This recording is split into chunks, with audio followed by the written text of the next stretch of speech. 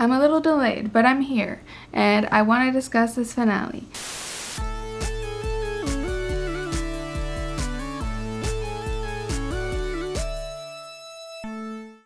Welcome back to the Miscellaneous channel where we do miscellaneous things. I'm Selene. I typically cover TV, pop culture, internet trends, and other miscellaneous things on this channel, so subscribe if that's your vibe.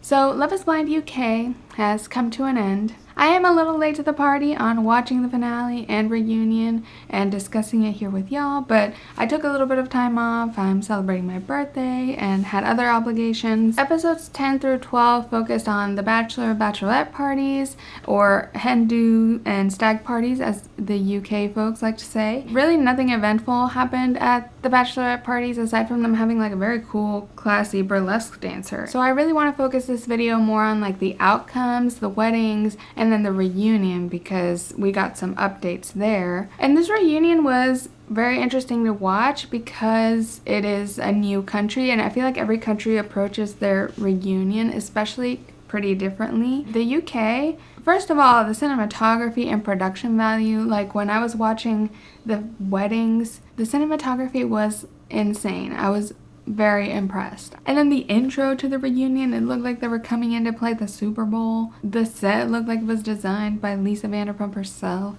There was a live audience of their friends and family and Pod Squad. And the most interesting thing about the reunion is that the host handled them in a very dignified way. These might be my favorite hosts I've ever seen, and from what I've looked into, Emma Willis has had a lot of experience hosting in the UK, a lot of different shows, and you can tell because it felt like they had a warm and very engaged demeanor about them, but they were also asking important questions we wanted to know as the audience. I do think because in this season they were treating their participants with kind of more respect and dignity than I've seen in some other countries. I'm looking at you, Mexico. They did cut some of the segments short where it was getting heated or dramatic or someone wasn't showing themselves in the best way, and there were definitely a lot of questions left unanswered after the reunion, unfortunately. But also, it never got trashy, and that goes for the whole season. I feel like they treated their participants with more respect than I've seen here in the US. Like, the sex wasn't really shown at all in any explicit way. The cast was all in their 30s and felt like a little older and more mature, which is something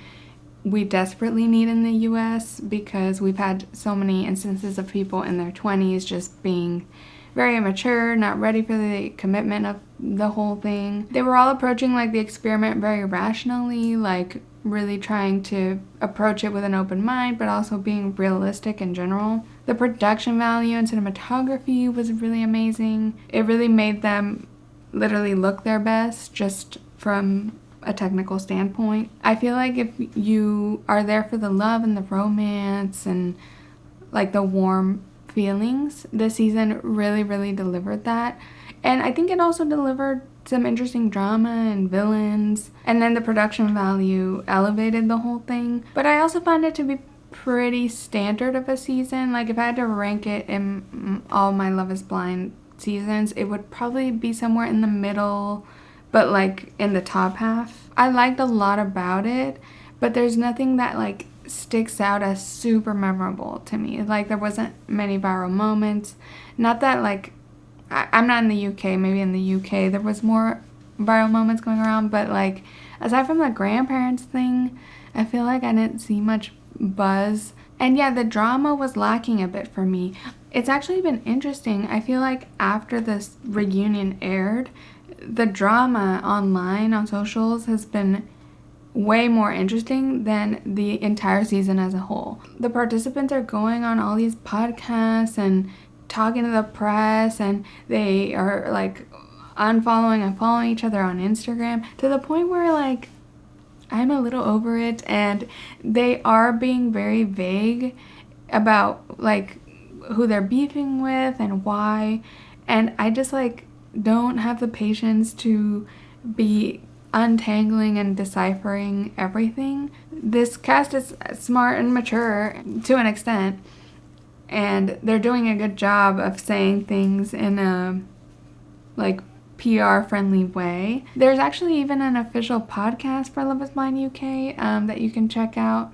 I haven't listened to it myself yet, but if you're craving more content, participants and Pod Squad people have gone on it. It's the same hosts as the show, but they've also been going on other podcasts and talking to other press outlets, and it's just like kind of overwhelming, and I'm like, I'm not invested enough in these people to like really care who unfollowed who on Instagram. I'm so sorry. As I go through the couples, I will talk about if I've seen anything on social media pop up that is an update after the reunion, but I may not have like seen absolutely everything. I definitely recommend the subreddit for Love is Blind if you're curious about what everyone's saying every day. If they do another After the Altar or reunion, I think it's warranted because there's a lot of unanswered questions, but I don't think they will. For the last time this season, I want to give my disclaimer that we are judging real people and just edited versions of them, especially this season, because the participants are good at being like more vague or they're more enigmatic for whatever reason. I've seen a lot of people make a lot of reaching assumptions about the contestants here. So just keep in mindful, we see so little of these people and mostly just see this edited narrative we get of them. So let me start with Freddie and Catherine. They're one of our couples who did not get married at their wedding. I do think people are being pretty harsh on Catherine on socials. I think it's just because she is with a partner who is so perfect. Through the reunion, he still never showed a flaw. I still find it a bit suspicious. I mean, he must have some, well, whatever. I'm not going down that rabbit hole again. But yeah, I feel like people are treating her as this like very intense, evil mastermind or something, when I think she's mostly just kind of a brat. And that's not saying that Catherine is brat, just that she's a bit of a brat. And I feel like she's used to kind of getting what she wants, no matter how she treats the person. I don't know, but Freddie is not dumb, and she was already treating him like all snappy with him and judgy and controlling of his behavior, like from the honeymoon. At the reunion, Freddie literally says, like, it started at the honeymoon. He's not gonna say yes to that. He's not gonna say yes to be married. So it kind of seems like leading up to the wedding, she is kind of aware that he's gonna say no. She keeps saying like, let's manifest a yes, and like, I hope he says yes, but it does feel like she's hoping for a miracle and not like she feels any kind of certainty in their connection. Because I think deep down she knows how she treated him and knows that he would be very dumb to ignore all of that just randomly and just make a life commitment. But I did think it was weird he got her the earrings. Like, it did seem like giving her false hope a bit. And he mentions at the reunion, like, if he didn't get her a gift, that would look bad. But I don't think it would have looked bad. I mean, I think he could have just gotten her a card. It did make me question for a second, like, wait, is he gonna say yes? Why did he get her the earrings? But no, he says no. She does say yes. And on his end, his sister does bring up her concerns, which are a lot of our concerns of, like, he's not himself around her and she's just worried about him saying yes. I don't know if that swayed his decision. I think he was already decided, to be honest, but the sister knew what was up. And people are also like really dissecting how Catherine treated her dad in the wedding prep, like at the altar, like right before they walk down the aisle. He's like being super nice to her and like telling her he loves her, and she's just like nodding very cold. I do think she was very cold to him in the scenes we saw. Like, after Freddie says no, she runs off and she's like pulling away from him and stuff. There could be something there, but I don't have enough information to figure that out. She was going into this high stressful situation where she probably knew deep down she was about to be humiliated. Like, I definitely see what people are seeing and what people mean. She did come off very cold to him. I just don't want to make the assumption that, like, she hates her dad, she's a horrible daughter, all these things, just based off that interaction. So after Freddie says no, Catherine does not take it well. Like I said, I just don't think she's used to not getting what she wants. She does talk about, you know, her rejection trauma from being adopted. I'm sure that plays a part, but also like, girl, you knew how you treated him. You knew this could be a possibility. Based on her attitude in the wedding prep, I don't think this was that big a surprise. And she was just really upset, and he tried to hug her at the altar because he framed it as, oh, we're gonna still date, or if you're interested, we'll still date. But she just did not want to hear it and was telling him, don't hug me. And then Freddie, being the perfect man that he is, went and even spoke to her parents after the rejection. The parents really respect that he did that. And yeah, that they said that takes guts, and I think in his profession he's just very used to tough conversations, and he's just had a lot of practice, and you can tell he's good at it. When they do talk, they kind of leave it open-ended. I think Catherine is just too hurt and upset to think about what this means for their relationship. And at the reunion, when we get the update, they are not together at all. I feel like they didn't really ask or go into whether they tried to date or didn't try to date, or what their communication has been like. At one point, Freddie says he thinks they'll be friends forever. So like, are they friends? Are they just friendly? Are they just, you know, trying to be cordial for the cameras?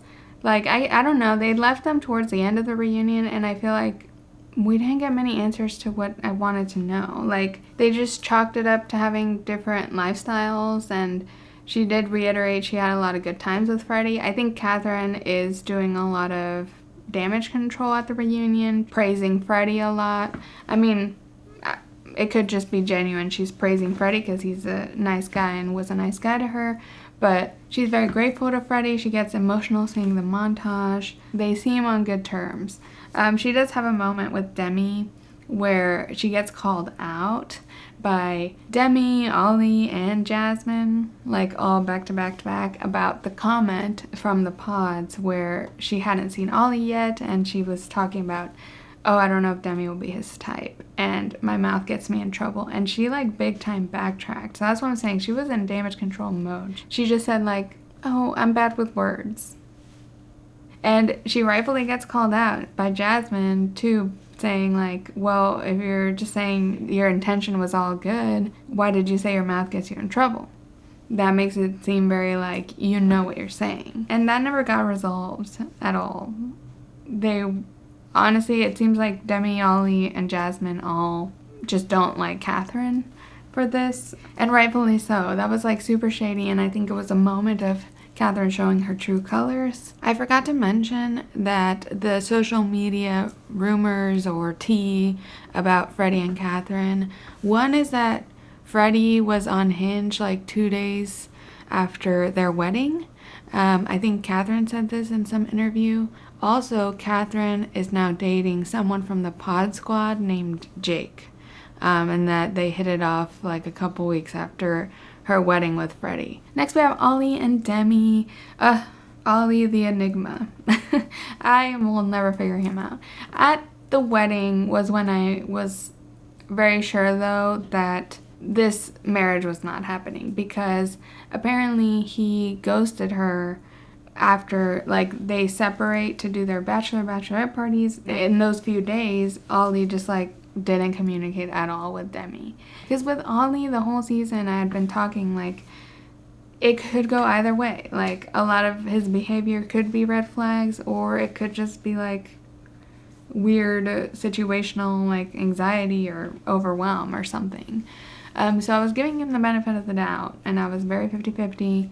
When they were packing up to separate for a few days, he keeps being very like emotional about it, and like he's very grateful to Demi, and he calls it like an end of an era. And that's where I started to be wary.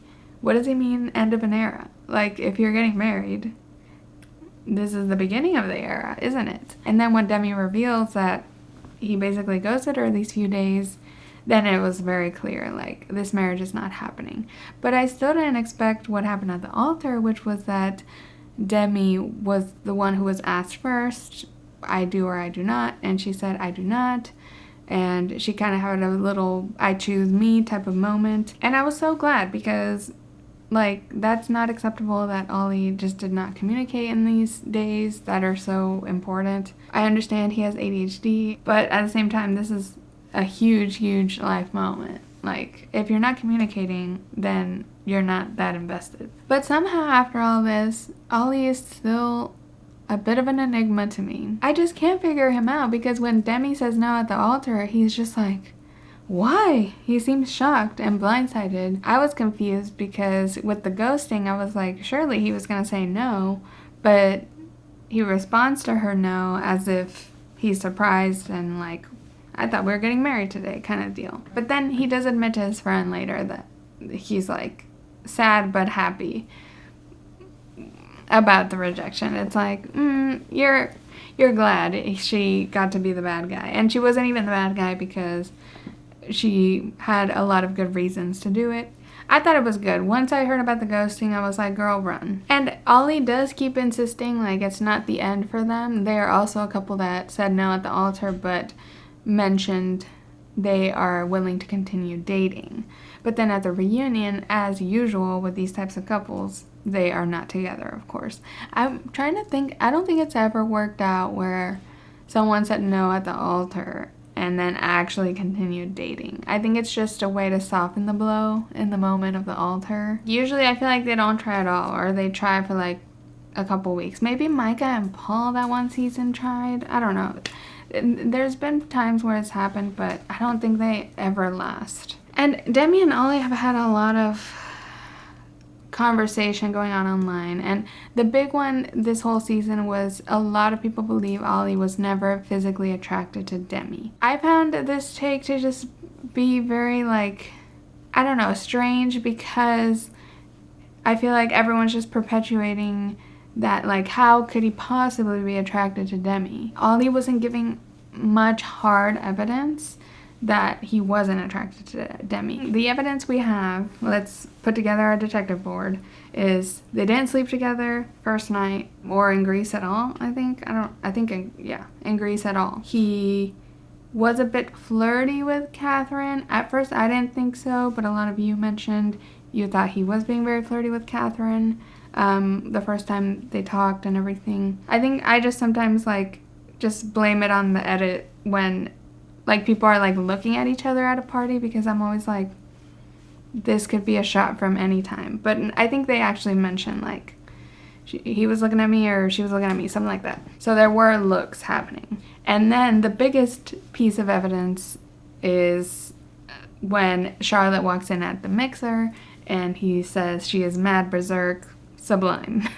That moment was the biggest piece of evidence to me, because he didn't seem like that vocal about Demi usually. But at the reveal, he was pretty enthusiastic. So let's give him that too. At the reunion, he calls out the fans for this take and reiterates like the women he has dated in the past look a lot more like Demi than they do Catherine. Y'all are gonna kill me, but I still don't think there's enough hard evidence about him not being attracted to Demi at all. Just based on the reveal, was still enthusiastic, and they did eventually sleep together. There's evidence on the other side too. Like, I just can't prove beyond a reasonable doubt that Ollie was never attracted to Demi, especially because Ollie has said it like 50 million times at this point through the season and at the reunion after seeing fan reactions. Maybe he is some evil mastermind that just knew exactly how to not come off as a villain on a reality show. But I don't know. I just feel like he had some attraction for Demi. I just don't believe the theory that like he was never attracted like at all to Demi. That's what I'm saying. I think there's levels, and maybe it was just lower level than to Charlotte, for example. To some people, I feel like he's like a horrible villain. To some people, he's misunderstood.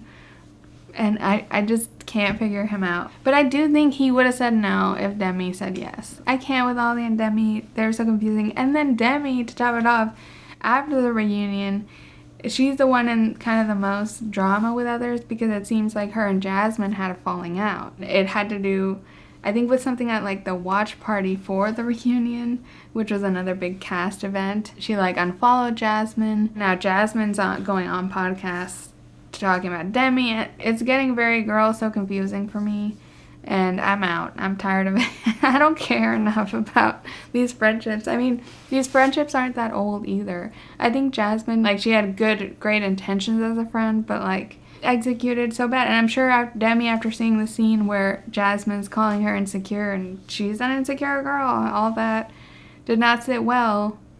And it's not like a friendship she's invested that much time in, even if you're considering a full year. And Demi at the reunion felt very like in this era of like cutting out the toxicity. She's Demi 2.0, all the things. Honestly, a lot of fans are turning on her at this point for like seeming like too good to be friends with Jasmine, or trying to play the cool girl about Ollie and Charlotte dating. Oh yeah, Ollie and Charlotte are dating?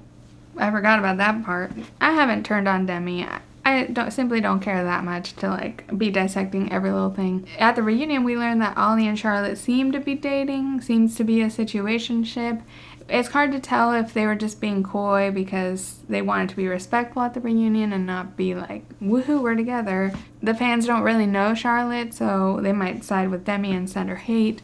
So I don't know what their deal is, but they seem very like, it's promising. They just said, watch this space. That was like one of the phrases of the season, I feel like. That's what Demi said at the end of their wedding and when they were leaving the venue. Demi and Ollie both kept it really classy at the reunion, to be honest. Even though there's things you can dig into and dissect about them and things they said. Some people are mad that Demi was like interjecting with other people. Like she called out Sam when he was on the couch, and I appreciated that.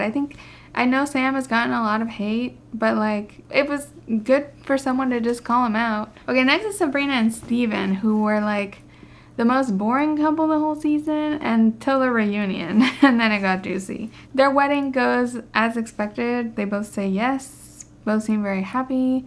Literally, in all my videos, their segment is like this short because there's nothing to say about them. And now we see why, because they didn't seem to like iron out any serious or important issues while they were not married, and all those issues came out after they were married. So they did separate 4 months-ish after their wedding. A lot of y'all had clocked red flags with Steven. I was, again, trying to give him benefit of the doubt. I was in a very benefit of the doubt mood this month, I think. And there was one thing with Steven where he talked about like his ex who got cancer or an illness, and she left him after several months. And at the time I was thinking, that's an interesting story and I want to hear more about it. And I assumed we would hear more about it. And then we never heard about it again.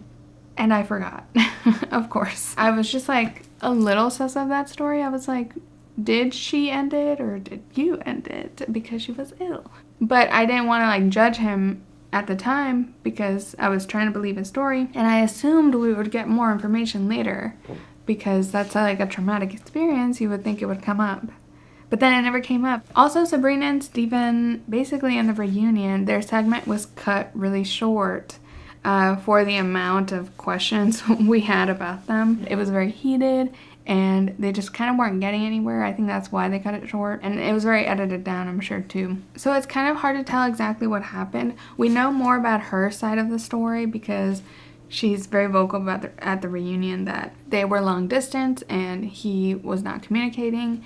And she visited London 7 times and he only visited Belfast twice. When he would visit her, she would totally accommodate him and buy him things for him to be comfortable and like go out of her way. And when she would visit him, he would not reciprocate that. He also kind of alludes to like money problems. Like it's very unclear if he has money problems, if he's broke, if he's struggling. He doesn't really tell much of his side of the story. He just says, we expected different things from the communication, and he keeps saying she's lying, and like half the things she's saying are lies. So I'm more inclined to be on her side just because we have more information, and from her side it does sound messed up. He like canceled on Christmas 2 days before because he had his own stuff going on and he mismanaged his money. That's where the money thing seems like there's some serious issues going on there,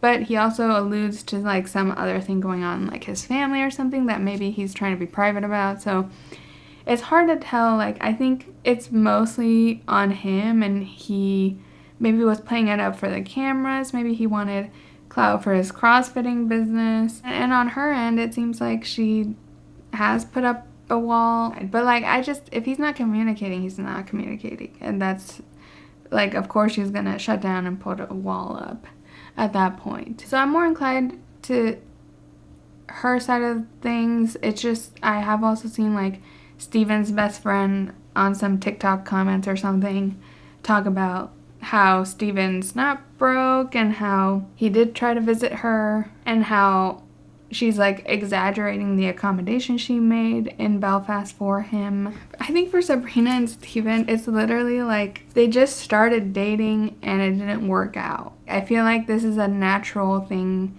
to happen to a new couple. Like, say they spend a month together and then they are long distance all of a sudden, and then they just can't make long distance work at all and they break up.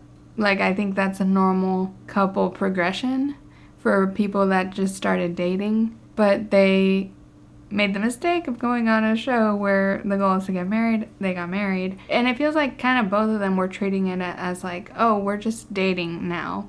While some of the other couples like immediately, move in together and move to the same city. Sabrina and Steven just kind of like went about their relationship in kind of a more dating way rather than like a married way. And I think that was the issue. And it sounds like Sabrina put in more effort in the dating of the long distance, but in the end, Steven just couldn't handle whatever and she was over it and they broke up. Next we have Nicole and Benaiah. They're our adorable, wholesome couple and I love them. They are so cute. They said yes at the altar, of course. I was a little worried about her at first because she came in a bit unsure, like, to the venue. Also, like, most of their family, like, their parents were absent from the wedding. So I was thinking, like, oh no, like, she's saying no. So I really thought she might.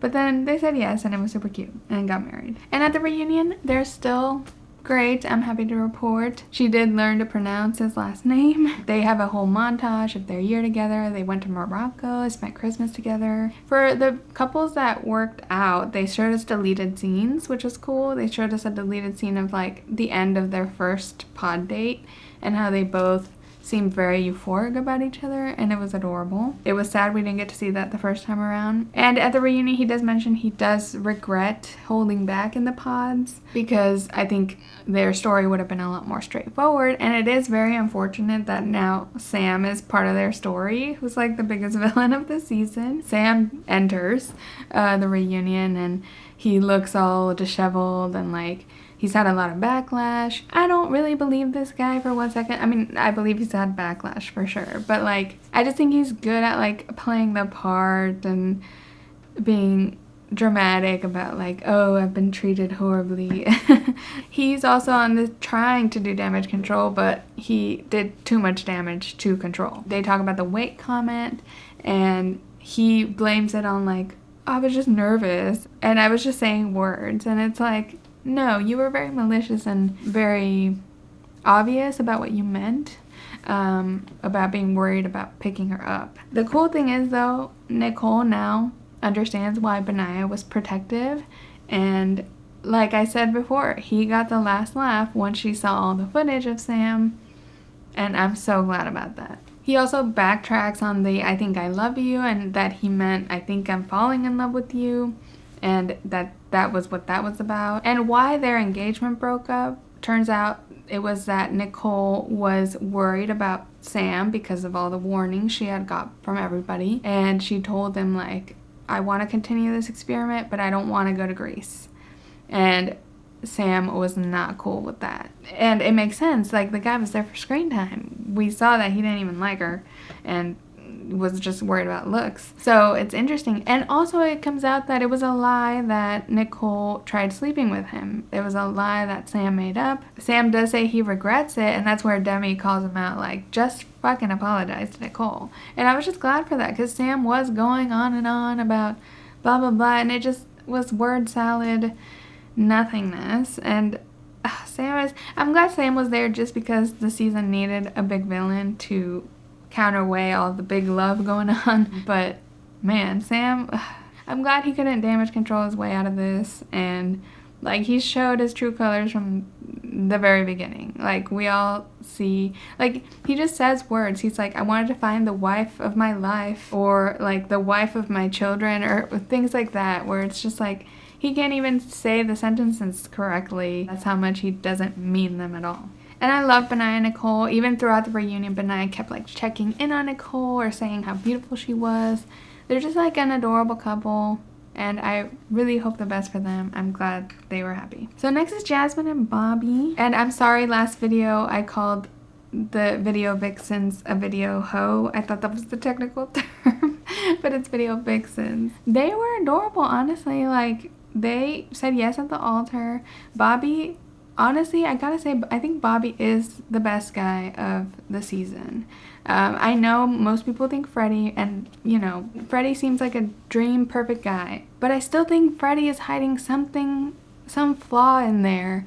And I'm not talking about like a big problematic red flag or anything. I just mean something like cringy or awkward about him that makes him like human. Like, it must be somewhere, but we didn't get to see it really, aside from maybe his bejeweled mirror or whatever. Like Bobby, they showed us a deleted scene of his home, and it's all like kind of like man cave aesthetic, and that's something that's like cringy about him. And everything about Bobby has been so great, and he's treated Jasmine perfectly. Like, every obstacle that comes his way, he's just like totally chill about it. But he does have these cringy things like the music video and his man cave thing that make him more like, oh, he's real. So I think Bobby's my favorite guy of the season. Controversial take. So yeah, they say yes. Of course, at the wedding, Jasmine's mom's biggest concern is Jasmine outdoing her in the outfit department. Just kidding. The mom actually like puts all these doubts in Jasmine's mind about Bobby, and Jasmine's kind of frazzled by it. But luckily, she doesn't let it win, and she says yes. And at the reunion, her mom actually says she approves of Bobby 110%, which is something I never thought I would see. And they actually end the entire season, the finale, with Body of a Dancer playing, which I thought was so funny and hilarious. It's at their reception, and they're having so much fun, and that became kind of the anthem of the season. Also, a fun fact at the reunion, Jasmine and Bobby were each other's first dates, and I think that's a really cute fun fact, and that they ended up together and they're so happy. I think Jasmine has a lot of issues, but I'm proud of the way she is despite having a mom like she does. Like, I feel like she's talking about wanting to set boundaries with her mom, and boundaries about when she has children and things like that. So that's already like a lot of steps ahead for someone with this toxic of a mom, unfortunately. Like, I think Jasmine has work to do in the friendship department, how she treats her friends, because a lot of that protective, like overprotectiveness comes out when in her friendships. At least she's come a long way, and maybe there's hope for her, like, healing from how her mom is. Next we had Maria and Tom, and as I expected, this couple did not work out at the altar. There's a lot of rumors online about like their wedding, and they had to do a million takes because they kept announcing to the audience like, we decided to say no, instead of like doing the taking turns thing. I don't know how substantiated that rumor is though, but it is out there. And I love that Xinjiang girl was in attendance wearing a dress I'm pretty sure I have like a cheaper version of. I want to know her story. She's just always kind of there in the background. Tom ends up saying no to Maria. We don't get to hear her answer. The only really sad thing about it was that her mom had come to him before the wedding, giving him her blessing and accepting of him, like, once you're married, like, you're my son too. So it was sad that he was saying no. But I feel like they had talked about their differences, and I don't know, the whole time we talked about it, like, they just had a value differences. She's more traditional, he's more modern. And the only thing consistent about Maria is that she's so inconsistent. Like, she's very traditional values, but then at the reunion she's saying like, I don't want a man to pay for everything for me and buy me luxury and stuff. It's like, well, then what do you want, girl? Like, and the ice cream thing, apparently we didn't get to see it, but Tom says she offered to pay and then she paid and then was mad about it later. So it was kind of like a weird test. And I don't think we heard her side, but why are you playing these little games? I don't know where she stands on the traditional thing. I do think Tom, after the wedding, was very shady about how, you know, if we have children, she's going to raise them. Like, she's going to raise a boy to pay for everything and raise a girl to rely on a man to pay for stuff. and he doesn't want that. And I think the sentiment was kind of fair in that, like, he's basically saying, I don't want her passing her traditional values onto our children if we have any. He just said it very shadily and in a poor taste kind of way. Because I think it's fair to not want, like, certain values passed to your children because they just have very different values. And that's what annoyed me about this couple. Like, why are you going through this whole facade and, like, parade of things when you have these very basic value differences? I think that was the annoying thing with them. And at the reunion, like, he seems very apologetic, but because he's like a PR guy, like he works in PR, like I don't believe him at all. I mean, whatever. I think he acknowledges his behavior was ugly on the show and things, and he was judgmental. We saw he was pretentious, but I think he's just like very clever about the damage control he's doing and how he's coming off. So at the reunion, he came off very apologetic and not trying to like fight with Maria about anything. While Maria was very offended by the comment, she took it as an insult to her family. He apologized. And also, he didn't have a relationship with Tosh after the show. They texted a bit before the reunion just to see if they were cool, and they were cool, whatever. We don't get more information. I never was invested in this couple because they just seem so different. He was pretentious and snobby. She had these traditional values, but was inconsistent kind of about them because she backtracked in the pods like, I want to be a stay-at-home mom, and then I don't, and then I want to pay for ice cream, but how dare you let me pay? I don't want to pay your mortgage, but I don't want a man to buy me things or support me. So I don't really know where she stands. I don't know, I just never was invested in this couple. They just seemed too different. I didn't see any passion there. Maybe I just didn't see it with them, but like, I didn't see anything redeemable of them, like, as a unit, as a couple. So that was Love is Blind UK. Let's toast to another one in the books. Toast. Let me know what you thought overall of the season. Like, where does it rank for you in the Love is Blind universe? Is it up there with fan favorite Love is Blind Japan? Is it down there with Love is Blind Mexico? Is it, like, between the US seasons? I know a lot of people really love this season, and I think it had a lot of great qualities. I think for me, I just need a little more drama and mess to be one of my favorites, but it's definitely in the top half of Love is Blind seasons I've watched. Let me know your thoughts on Love is Blind UK. Please like this video and subscribe to my channel if you enjoyed. I put out new videos whenever I feel like it about TV, pop culture, internet trends, and other miscellaneous things. And you can follow me at miscellaneous on Instagram or Twitter to keep up with me, or just turn on the bell notification here on YouTube. Thank you so much for watching this season of Love is Blind UK with me, and I'll catch you in the next one. Bye!